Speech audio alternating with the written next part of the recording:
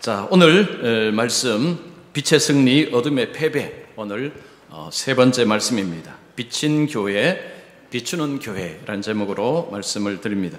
자, 우리 교회가 설립 60주년을 맞이했습니다. 사람으로 따지면 환갑입니다. 환갑. 요즘은 환갑 잔치는 거의 하지 않습니다. 요즘은 팔순, 구순 잔치를 많이 합니다. 그래서 우리 교회도 이제 환갑을 맞이했지만 무슨 떠들썩한 어떤 그런 잔치보다는 감사하면서 하나님 앞에 예배를 드리도록 하겠습니다. 지난주에 제가 설교를 준비하면서 오랫동안 우리 교회를 섬기셨던 분들에게 교회에 대해서 무엇을 감사하십니까? 라고 좀 물었습니다. 원로 장로님, 또 장로님, 권사님들 몇 분에게 제가 물어보았습니다. 많은 분들이 과거에 교회 건축할 때 이야기를 하셨습니다. 그것을 가지고 감사를 많이 했습니다. 80년대에 이곳은 봉천동 옛날 그 달동네였습니다. 근데 재개발이 되면서 우리 교회가 91년부터 교회 건축을 하기 시작했습니다. 95년까지 건축을 했는데 오랫동안 건축을 하면서 재정적으로 어려움이 많았습니다. 어떤 장로님은 그런 이야기 하셨습니다. 돈을 구해야 되는데 큰 돈을 구하기가 너무 힘들어서 죽고 싶었다라는 표현을 하셨습니다. 또 어떤 장로님은 그런 이야기 하셨습니다. 장로님들이 집을 담보로 금융권에 이제 대출을 했는데 교회가 이자를 잘 갚지 못해서 경매 절차를 밟아야 되겠다라는 통보를 받았다고 합니다. 여러분, 이런 이야기를 들으면 이전에 교회 건축할 때 얼마나 힘들었을까를 우리가 짐작해 볼 수 있습니다. 교회가 굉장히 힘든 가운데서 큰 결단을 합니다. 두 교회가 하나가 되는 일을 합니다. 1999년에 운하교회, 변희연 목사님께서 목회하시던 운하교회하고 신광교회가 합병을 합니다. 그리고 변희연 목사님이 이제 담임 목사로서 교회가 새롭게 출발이 되었습니다. 이전에 이런 과거를 떠올리시면서 한결같이 지금 교회가 안정이 된 것이 너무너무 감사하다라고 하셨습니다. 지금 이 평안이 너무 감사하다라고 하셨습니다. 어떤 분은 담임 목사가 평안해 보여서 너무 좋다고 했습니다. 그리고 우리 성도들이 평안해 보여서 너무 좋다고 했습니다. 여러분, 이런 감사는요, 과거에 그 어려움이 없었다면 지금 이런 감사는 쉽지 않은 것입니다. 그러나 과거에 너무 어렵고 힘들었기 때문에 지금의 이 평안, 이 안정은 참으로 감사한 것입니다. 그리고 어떤 분은 우리 교회가 이제는 다른 교회를 돕고 그리고 어려운 이웃을 도울 수 있는 교회가 된 것이 감사하다, 이런 표현도 했습니다. 자, 우리 교회는 과거에 그 슬프고 힘들었던 그런 일들은 이제 뒤로 다 넘기고 이제 앞을 향해서 나아가고 있습니다. 자, 우리 교회는 건강한 교회를 향해서 나아가고 있습니다. 여러분, 건강한 교회는 어떤 교회입니까? 자, 보시면 이 5가지를 잘하면 건강한 교회입니다. 자, 여러분, 이 5가지 중에서 가장 소홀할 수 있는 것 어떤 거겠습니까? 자, 첫 번째, 두 번째, 세 번째, 다섯 번째 보시면 여러분, 가장 소홀할 수 있는 것, 우선순위 뒤로 밀릴 수 있는 것, 5번째입니다. 사회참여입니다. 사회참여라는 것은 어려운 이웃과 어려운 사람들을 섬기고 돕는 것을 말합니다. 교회가 힘들고 어려우면 이 5번째는 뒤로 밀리기가 쉽습니다. 자, 그런데 이 5번째는 너무너무 중요합니다.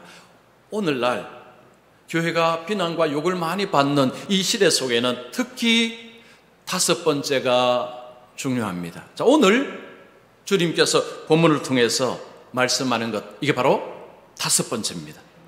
자, 60주년을 맞이해서 주님께서 오늘 본문을 통해서 우리에게 무엇을 말씀하시는가, 그리고 우리는 어떻게 말씀을 따라 살아야 되는가를 말씀을 드리겠습니다. 저는 본문에서 예수님을 따르는 자들에게 뭐라고 하십니까? 너희는 세상의 빛이다 라고 하셨습니다.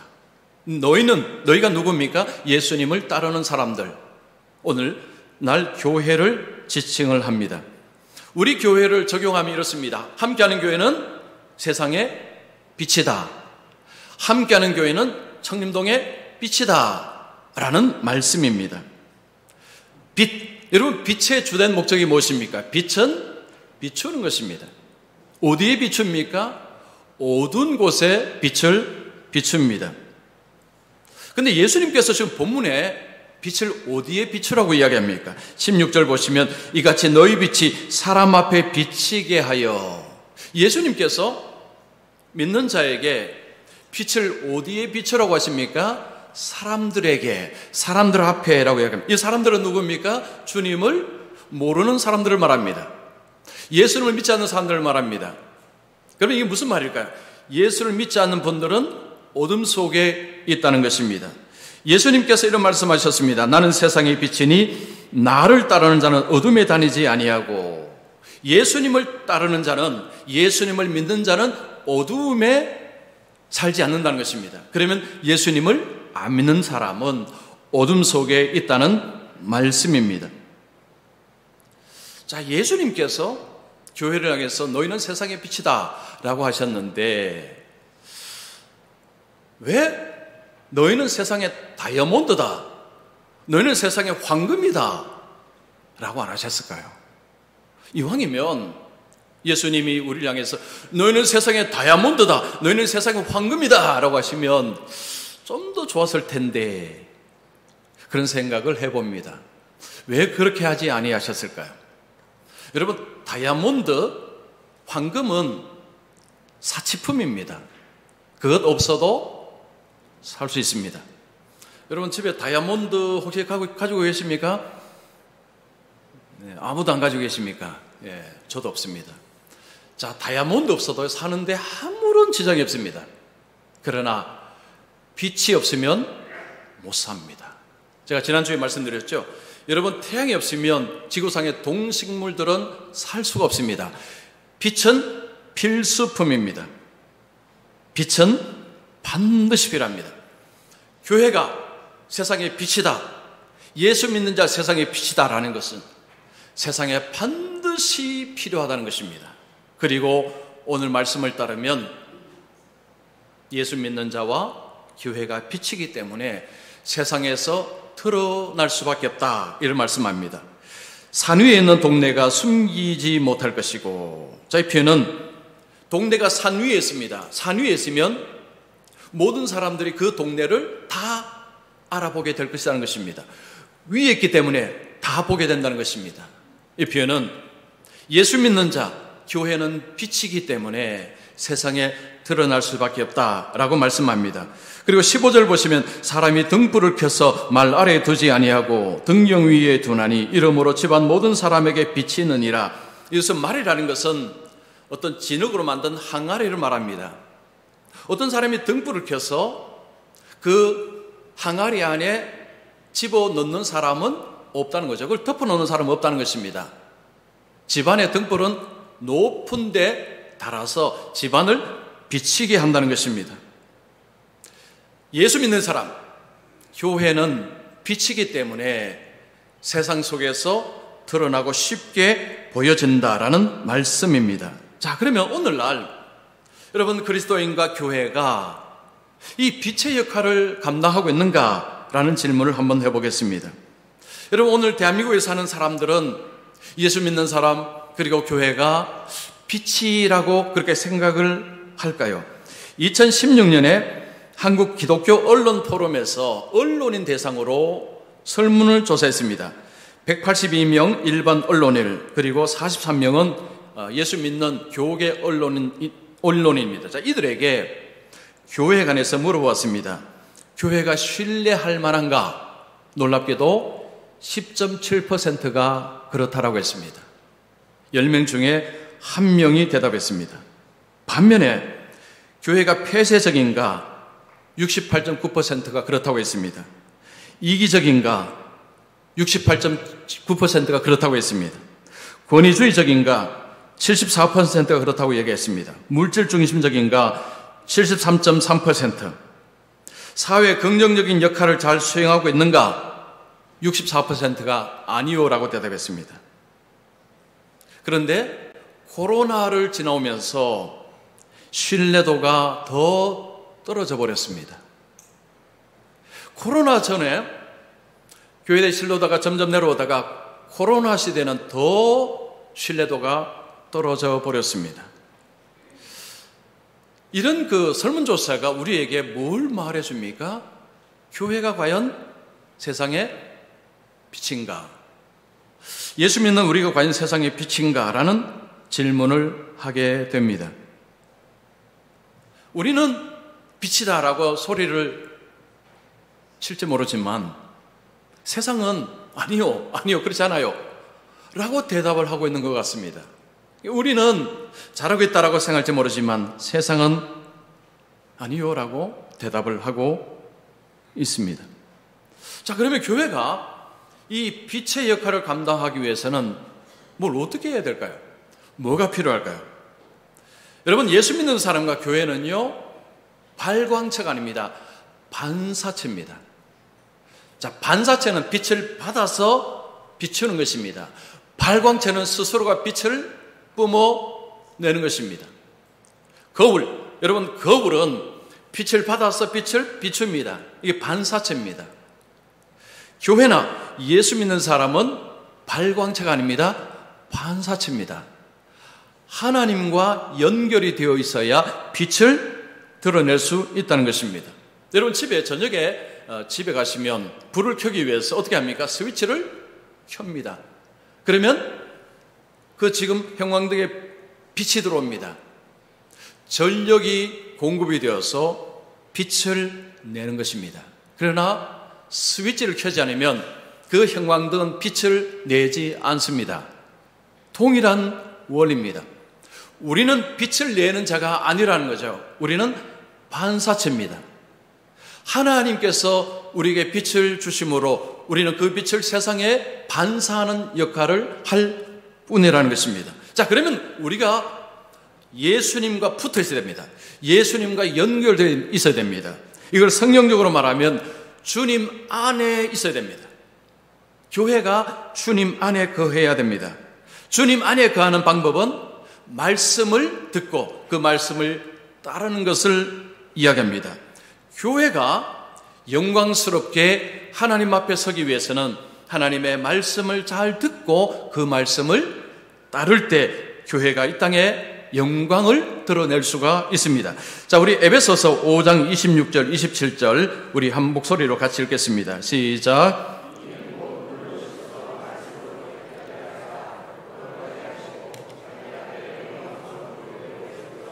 여기 보시면 말씀으로 깨끗하게 하사 거룩하게 하시고 자기 앞에 영광스러운 교회를 세우사. 자, 하나님께서 한 교회를 영광스럽게 세울 때에 어떻게 하신다고요? 말씀으로 깨끗하게 거룩하게 하셔서, 이 말은 교회가 하나님의 말씀을 경청하고 하나님의 말씀을 따를 때에 하나님께서 교회를 영광스럽게 세우신다라는 것입니다. 하나님이 세우십니다. 여러분, 교회는 사람이 많다고 영광스러운 교회가 되는 게 아닙니다. 교회가 돈이 많다고 영광스러워지는 것이 아닙니다. 교회가 주님의 말씀을 듣고 그 말씀을 따를 때 영광스러운 교회가 되는 것입니다. 빛은 자기를 위해 존재하는 것이 아니라 사실은 타인을 위해서 존재합니다. 교회가 빛이라고 할 때 교회가 세상에 유익을 주는 존재라는 표현입니다. 예수님께서 이 땅에 오셔서 고난 받으시고 십자가에 죽으시고 부활하신 목적이 무엇입니까? 우리를 살리기 위해서입니다. 예수님은 우리를 위해서, 세상을 위해서 예수님이 오셨습니다. 자, 예수님께서 오늘날 교회 그리고 예수 믿는 사람에게 원하는 것은 타인을 위해서, 세상을 위해서, 세상에 유익을 주는 존재가 되라는 것입니다. 그런 의미에서 너희는 세상의 빛이다. 함께하는 교회는 청림동의 빛이다 라는 말씀을 하시는 것입니다. 자, 그러면 여러분, 교회가 구체적으로 무엇을 하면 빛으로 역할을 감당할까요? 여러분 16절 말씀 보시면 이같이 너희 빛이 사람 앞에 비치게 하여 그들로 너희 착한 행실을 보고 하늘에 계신 너희 아버지께 영광을 돌리게 하라. 자, 주님께서 믿는 사람 그리고 교회에게 뭘 요구하십니까? 착한 행실입니다. 여기서 착하다라는 것은 매력적이다라는 의미가 있습니다. 여러분 어떤 사람 볼 때 참 저분 매력적이다 이렇게 생각할 때가 있습니다. 그런 표현을 어떤 사람에게 할까요? 어떤 외모적으로 아니면 성품적으로 뭔가가 끌린다는 것입니다. 흠모할 만하다는 거죠. 그리고 칭찬받을 만하다는 것입니다.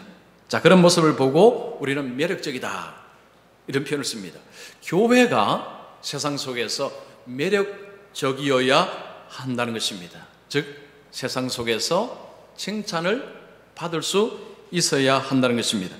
자, 여기서 우리가 주목해야 될 단어가 하나가 있습니다. 보고라는 단어입니다. 여러분 볼펜이 있죠? 볼펜에 보고에 여기 한번 동그라미 해놓으십시오. 이거 중요한 단어입니다. 보고. 뭘 보는 것입니까? 누가 뭘 보는 것입니까? 세상이 교회가 예수 믿는 자들의 착한 행실을 보는 것입니다. 교회는 세상에 착한 행실을 보여주어야 합니다. 혹시 이 말씀 들으니까 혹시 주님의 이 말씀이 생각났습니까? 오른손이 하는 일을 왼손이 모르게 하라. 주님 그 말씀하셨는데 세상 사람들에게 보여주라. 이거 좀 뭔가가 안 맞는 것 같다는 생각이 혹시 듭니까? 자, 주님께서 오른손이 하는 것을 왼손이 모르게 하라 라고 말씀하신 그 말씀을 보면 자기를 드러내기 위해서 자기의 영광을 받기 위해서 그렇게 하지 말라는 것입니다. 그러나 오늘 말씀에서는 무엇을 위해 하라는 것입니까? 하나님의 영광을 위해서, 우리 하나님께 영광을 돌리기 위해서 교회가 세상 속에 착한 행실을 보여주라는 말씀입니다. 우리가 개인이 착한 일을 하게 되면 그걸 보는 사람들은 우리 개인을 높이기가 쉽습니다. 여러분이 착한 일을 하게 되면 그걸 본 사람들은 여러분을 칭송할 것입니다. 개인이 하게 되면 개인을 칭송하는 것은 그건 어떻게 보면 당연한 듯이 보입니다. 그러나 교회가 하게 되면 개인을 칭송하기는 어렵습니다. 왜냐? 교회는 많은 사람들의 모임이기 때문입니다. 그래서 교회가 선한 일을 하게 되면, 착한 행실을 하게 되면 누가 드러나느냐 하면 하나님이 드러납니다. 여러분, 세상은 하나님을 모릅니다. 눈에 보이지도 않습니다. 그러나 교회가 착한 행실을 보게 되면 사람들은 교회를 통해서 누구를 생각하느냐? 하나님을 생각합니다. 그래서 교회가 잘못하면 하나님이 욕먹습니다. 교회가 잘하면 하나님께 영광이 됩니다. 오늘 그 말씀입니다. 자, 오늘 말씀은 교회가 빛의 역할을 하게 되면, 착한 행실을 하게 되면 하나님께 영광이 된다라는 말씀하는 것입니다. 우리 교회는 관악구 청림동에 있습니다. 이곳에 60년, 물론 정확하게 말하면 재개발로 이제 장소 이동은 좀 됐지만 어쨌든 이 지역에 60년 동안 교회가 서 왔습니다. 여러분, 만약에요. 이거 만약입니다. 이거 현실이 아니고 만약입니다. 여러분 오해하지 마시기 바랍니다. 우리 교회가 저 다른 동네로 이사를 가게 된다면, 이런 생각 해본 적 없으니까 여러분 오해하지 마십시오. 자, 이사를 가게 된다면 여러분, 청림동 사람들은 어떻게 생각할까요? 여러분, 만약 우리 교회가 이제 다른 지역 이사를 갑니다. 그러면 청림동 사람들에게 설문조사하면요, 여러분 아쉬워할까요? 아니면 잘 간다라고 할까요? 아쉬워할까요? 자, 설문조사 안 해봐서 알 수는 없지만요, 한번 생각해 보시기 바랍니다. 우리 교회가 저 다른 지역으로 이제 교회당을 만약에 이제 옮겨야 되면 여기 사는 분들이 저한테 와서, 목사님 꼭 그렇게 이사를 가셔야 됩니까? 함께하는 교회가 이사 가면 안 됩니다. 여기 꼭 있어야 됩니다. 라고 저에게 와서 호소를 할까요? 아니면 아무도 찾아오지 않을까요? 자, 그런데 솔직하게 말했어요. 찾아와서 절대 이사 가지 마십시오라고 할 분은 뭐 혹 계실지 모르겠지만 많지는 않을 것 같습니다. 자, 우리 교회가 60주년을 맞이하면서 당회에서 중요한 결정을 하나 했습니다. 자, 지금부터 중요합니다. 조심은 지금부터 조심하면 안 돼요. 정신 바짝 차려 들으셔야 됩니다. 자, 60주년에 정말로 우리가 하나님께 영광이 되는 일을 하나 하기로 했습니다. 자, 60주년은 환갑입니다. 환갑. 자, 60주년은요, 우리가 축하하고 감사하고 할 수 있는 날입니다. 그러면 요즘은 이제 우리가 점심을 먹지 못하지만, 그러면 우리 교회가 잘하는 거 있죠. 여러분 나가실 때 이렇게 떡을 드리고 선물 드리는 거, 이거 우리 교회 참 잘합니다. 그러면 오늘 같은 날은 굉장히 중요한 날이기 때문에 이제 오늘 예배에 참여하신 분들이 나가실 때 한 손에는 떡, 맛있는 떡, 한 손에는 선물 이렇게 드리는 것이 마땅합니다. 자, 여러분께서는요, 오늘 우리 교회 이제 지금까지 섬기시니까 이런 선물을 받을 수 있는 권리가 있습니다. 그리고 마땅합니다. 그리고 교회는 그렇게 해야 합니다. 그런데 당회에서 뭘 결정했느냐 하면, 여러분 이렇게 선물을 준비하면 얼마나 들어가느냐 하면 한 500만 원이 들어갑니다. 작은 액수가 아니죠. 자, 500만 원 정도를 하면 여러분 맛있는 떡과 선물을 이렇게 받아 들고 오늘 집으로 가실 수 있습니다. 그런데 이것을 우리가 포기하자고 결정했습니다. 자, 우리 받는 것을, 권리를 포기하기로 한 것입니다. 그러면 이 돈을 어디에 쓸 것이냐? 청림동에, 우리 교회가 속한 이 청림동에 정말 어렵고 힘든 분들에게 이 500만 원을 그들에게 드리기로 결정을 했습니다. 그래서 제가 오늘 그 예배 오기 전까지 마음이 좀 무거웠던 게요, 오늘 오시면 좀 떡도 드려야 되고 선물도 좀 드려야 되는데 오늘 아무것도 드리지 못해서 그게 제가 사실은 좀 부담이 오늘까지 되었습니다. 자, 우리가 이 권리를 포기하고 500만 원을 청림동으로 보내자는 것입니다. 이걸 그러면 어떻게 할 것이냐? 제가 주민센터에 동장님을 2번 만났습니다. 자, 보시면요, 이분이 우리 청림동 동장이십니다. 동장은 보통 1년 반, 한 2년 정도 됐다가 계속 이게 돌아간다고 합니다. 그래서 이분이 우리 동장 되신 지 얼마 안 됐습니다. 이분은 어느 교회 장로님이라고 합니다. 제가 이분을 이제 한 2주 전에 만났습니다. 만나서 교회가 이 60주년을 맞이해서 우리가 성대한 잔치를 하고 해야 되는데 이 500만 원을 청림동에 정말로 어려운 분들에게 나누고 싶습니다. 그러면 동장님은 청림동에 진짜 어려운 분들을 좀 찾아주십시오, 부탁을 했습니다. 이 동장님이요, 굉장히 놀라셨어요. 이분도 교회를 다니시기 때문에 교회가 이런 결정하는 것이 쉽지 않다는 걸 본인이 너무 잘 알고 있습니다. 그리고 굉장히 좋아하셨습니다. 동장으로서 제 교회가 이런 일을 하니까 굉장히 좋아하셨습니다. 그리고 찾겠다고 하셨습니다. 그리고 지난주에 다시 제가 만났습니다. 이 동장님이 직원 2분하고 와서 제게 말했습니다. 목사님, 교회가 이 엄청난 그 귀한 돈을 청림동을 위해서 쓰시겠다니 우리가 정말 힘든 분을 찾았습니다. 그리고 10분으로 이렇게 정리를 했다고 합니다. 이게 바로 그 종입니다. 이제 10분의 이름하고 나이하고 그리고 지금 어떤 삶의 모습을 이렇게 적어놓은 글입니다. 제가 이걸 보면서요, 와, 우리 청림동에 이렇게 있는 분들이 계셨구나라는 것을 알았습니다. 제가 한 3분 한번 소개하겠습니다. 자, 한 분은 60세의 여성입니다. 이분이 지금 청림동에 사시는데 2 아들이 있는데 첫째 아들은 간암 말기라고 합니다. 그리고 둘째 아들은 정신질환을 앓고 있다고 합니다. 아들 둘이가 소득을 지금 내지 못합니다. 의료비를 많이 써야 되고 생활비가 지금 필요한데 이게 지금 너무 어렵다라고 합니다. 자, 또 한 분은 70세의 남성입니다. 이분은 작년에 고관절 수술을 했는데 걷는 것이 지금 힘들고 형제도 없고 가족도 없다고 합니다. 이분은 미혼이라고 합니다. 미혼. 혼자 사시는데 주위에 사람이 없다고 합니다. 또 한 분은 80세의 이 남성 어르신입니다. 이분은 자살을 시도한 분이라고 합니다. 너무 힘들어 자살을 시도했다가 다시 마음을 잡고 좀 살고 있는데 의료비, 생활비가 지금 부족해서 굉장히 힘든 삶을 살고 있다고 합니다.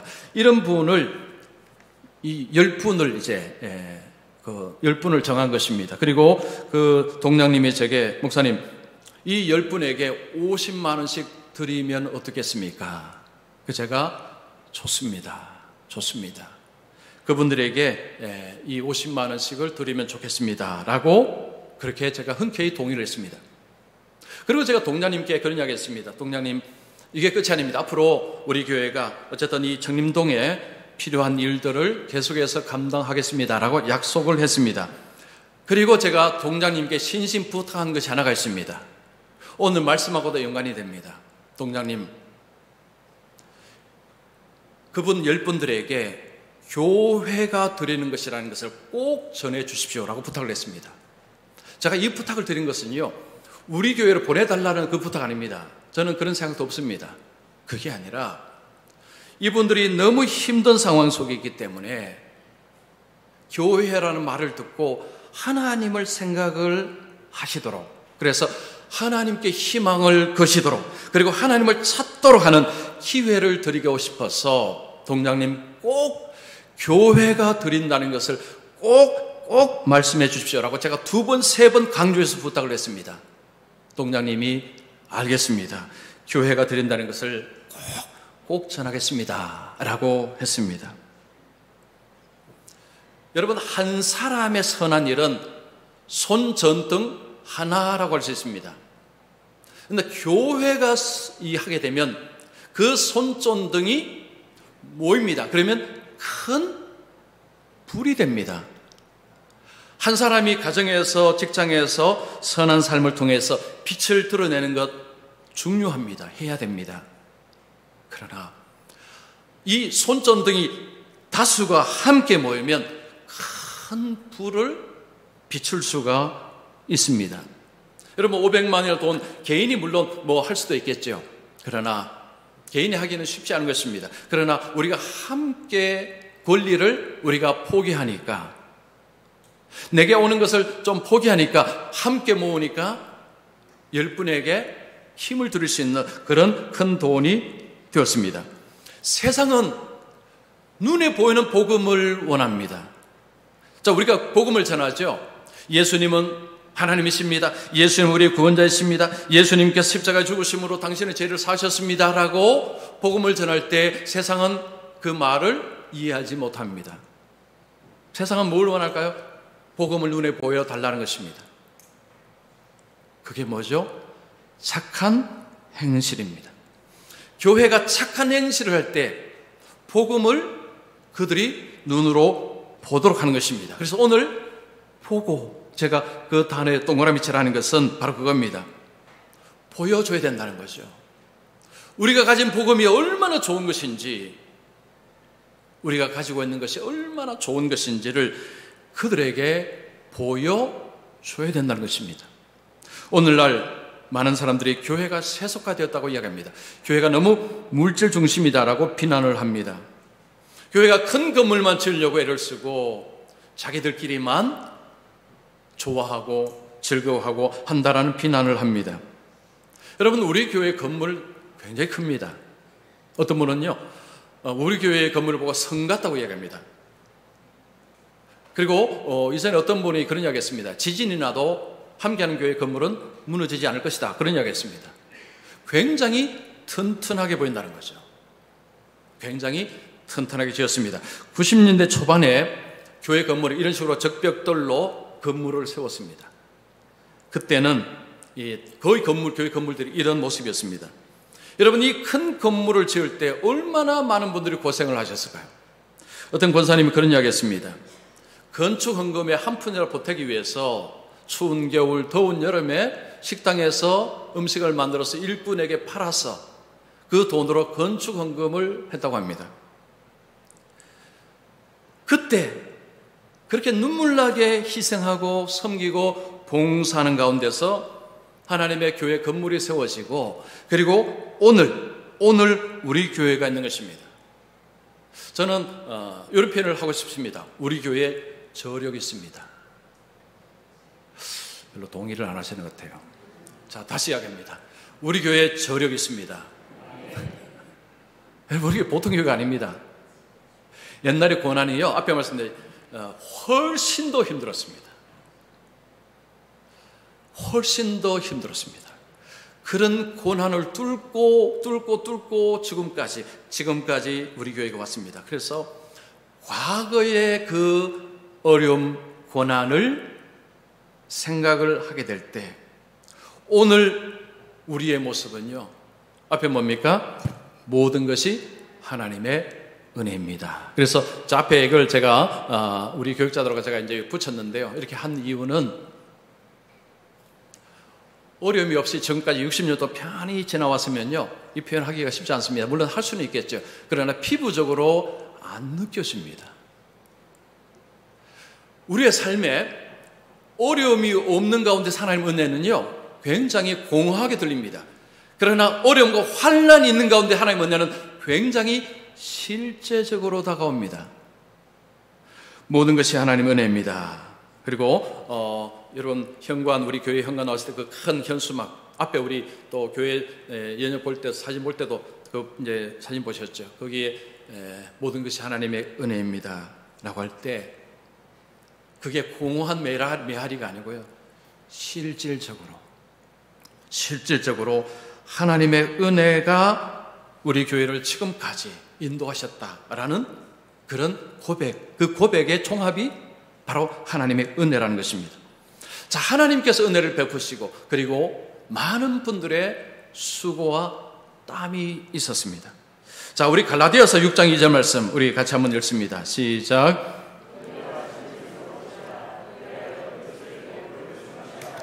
너희가 짐을 서로 지라. 그리하면 그리스도의 법을 성취하라. 여기 그리스도의 뜻입니다. 그리스도의 계획입니다. 이런 것들을 성취할 때에 서로 짐을 지라라고 이야기합니다. 예수 믿는 것 쉽지 않습니다. 왜 쉽지 않습니까? 힘든 일이 자꾸 생기기 때문입니다.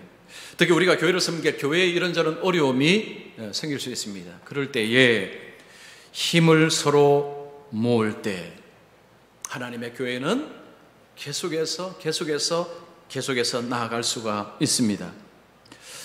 자, 우리 교회가 이 청림동에 정말로 빛의 역할을 감당하는 교회가 될 것입니다. 아멘 하십시오. 정말 될 것입니다. 또 되어야 합니다. 그렇다고요, 사람들이 갑자기 교회로 몰려오느냐, 그런 일은 없을 것입니다. 그것을 위해서 하자는 게 아닙니다.